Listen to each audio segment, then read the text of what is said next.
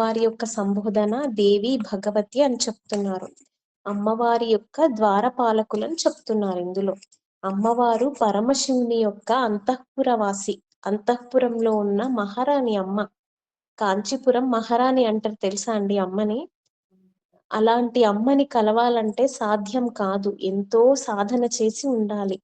పురారాతేరంతః పురమసి అంటున్నారు. త్రిపురాసుర సంహారం చేసిన పరమశివుని యొక్క అంతఃపురంలో ఉన్న మహారాణివి తల్లి అంటున్నారు. తతః ఆ కారణము వలన తచ్చరణయోహో నీ పాదముల యొక్క సపర్యా మర్యాద, పూజ చెయ్యాలన్నా నిన్ను సేవించుకోవాలన్నా కొంత అధికారత ఉండాలి తల్లి. అది ఏంటమ్మా అంటే తరళకరణ నామ సులభ. తరళకరణానాం అసులభాం అంటే చపల చిత్తులకు, దుష్ప్రవర్తన ఉన్న వాళ్ళకి, విషయాశక్తి, విషయాలాలస ఉన్న వాళ్ళకి నీ యొక్క పాద సేవ, నీ యొక్క పూజ, నీ యొక్క స్తోత్ర పారాయణ అది దుర్లభం తల్లి అంటున్నారు. ఎప్పుడైతే మనసు పరిశుద్ధత కలుగుతుందో, వాసనలు క్షయిస్తాయో, ఆ పరిశుద్ధ అంతఃకరణ ఉన్న వాళ్లకు సులభము అని ఇందులో ఉన్న అంతరార్థం. మనకి ఫస్ట్ శ్లోకంలోనే చెప్పారండి, ప్రణంతుం స్తోతుం వా కథమకృత పుణ్య ప్రభవతి. అమ్మవారిని సేవించుకోవాలన్నా, పూజించాలన్నా, అర్చించాలన్నా, స్తోత్రపారాయణ చేయాలన్నా వేటికైనా గతంలో చేసిన పుణ్యం ఉండాలమ్మా. పుణ్యం అంటే ఏమిటి? సుఖం, ఆనందం, సంతోషం, ఆరోగ్యం అందరికీ కావాలంటండి. కానీ పుణ్యం చేయటానికి మాత్రం వెనుకాడతారంట. పాప ఫలం ఏమిటి? రోగములు, బాధలు, కష్టాలు, వ్యాధులు ఇవన్నీ కూడా పాప ఫలితాలు. అవి ఎవ్వరికీ అవసరం లేదట. కానీ ఎవరో వెనుక నుండి తరుముకొస్తున్నట్టు పాపం చేస్తూ ఉంటాడట ప్రతి జీవుడు కూడా. తెలిసిన పండితులైనా సరే, తెలియని పామరులైనా సరే పాపాన్ని చేస్తూ ఉంటారంట. అందుకే ఇది తరల కరణానాం, వారు నిన్ను పూజించలేరమ్మా, నీ చెంతకి కూడా రాలేరు తల్లి. తథాహ్యేతే నీతాహ శతమఖ ముఖాహ సిద్ధిమతులాం. శతమఖ ముఖాహ అంటే ఇంద్రుడు, దేవాది దేవుడైన ఇంద్రుడు కూడా సిద్ధులు, అనిమాది అష్టసిద్ధులతో తృప్తి పడిపోయి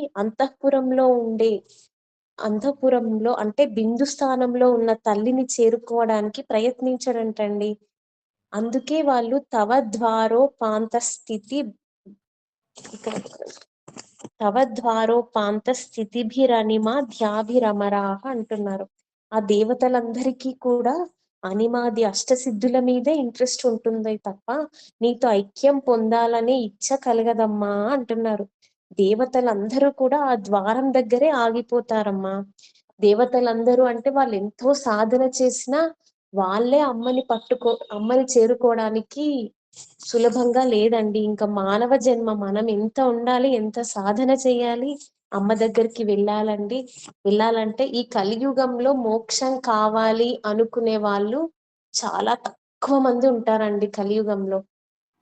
చాలా అంటే చాలా తక్కువ ఉంటారు కలియుగంలో. కానీ కలియుగంలోనే మోక్ష సాధన చాలా తేలిగ్గా వచ్చేస్తుంది మనకి. అమ్మ ఒక నామం పట్టుకున్న, ఏదో ఒకటి ధ్యానం చేసిన, నిరంతరం అమ్మనే తలుచుకుంటూ ఉన్నా, మన పని మనం చేసుకుంటే చాలండి, ఎవ్వరు జోలికి వెళ్ళకుండా. కానీ కలియుగంలో ఇదే కష్టం అండి బాబోయ్. అసలు ఎవ్వరు అలా ఉండరు. అసలు ఎక్కువ పాపం మూట కట్టుకునేది దేని వల్ల చెప్పండి? కలియుగంలో ఎక్కువ పాపం మూట కట్టుకునేది ప్రతి జీవి. ఎవరికైనా తెలుసా మాటల అండి? వల్ల, ఒకళ్ళని మాటల దూషించటం మాటల వల్ల. మాటల వల్లనే అండి ప్రతి జీవి పాపం మూట కట్టుకుంటాడు. ఎదుటి వాళ్ళని చులకన చేసి మాట్లాడడం, ఇంకా వాళ్ళ మీద జోకులేసి ఎదుటి వాళ్ళని బాధ పెట్టడం, వేరే వాళ్ళు నవ్వుతున్నారంటే ఇంగింత జోకులు వేస్తుంటారు ఎదుటి వాళ్ళ మీద. చాలా ఈజీగా మూట కట్టేసుకుంటారండి పాపం మాత్రం, కేవలం మాటల వల్లనే.